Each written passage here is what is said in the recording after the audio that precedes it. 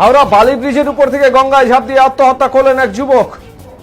প্রত্যেক দিনের মতো মঙ্গলবার ভোরেও প্রাতঃভ্রমণকারীরা যখন বালি ব্রিজের উপরে প্রাতঃভ্রমণ করেন, এই সময় এক যুবককে তারা দেখতে পান বাইকের উপর বসে থাকতে।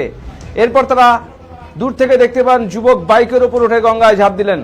প্রাতঃভ্রমণকারীরা খবর দেয় বালি থানার পুলিশকে। ঘটনাস্থলে আসেন বালি থানার পুলিশ।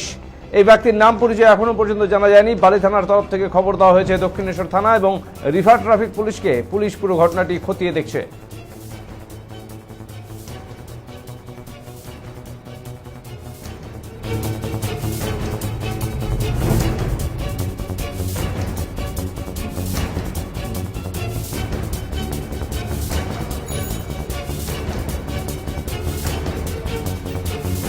সকালে আসি, তেমনি সকালে এসছি মর্নিং ওয়াক করতে।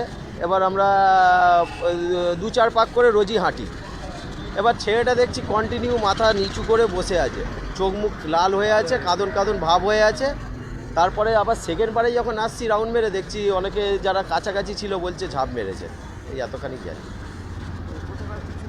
না, না না বসেছিল। হ্যাঁ, পুলিশ তো এসছে, আমরাই তো ডাকালাম পুলিশকে। তো মর্নিং ওয়াকে এসেছি, এসে আমার যারা সাথী জুড়িদার তাদের বক্তব্য এবং এই ঘটনা আগেও আমার অভিজ্ঞতায় আছে।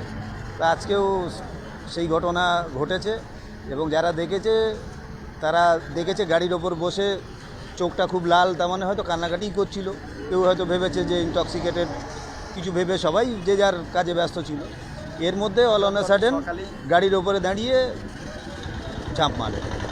তারপরে আমরাই স্বতঃপ্রণোদিত হয়ে বালি থানাকে খবর দিই।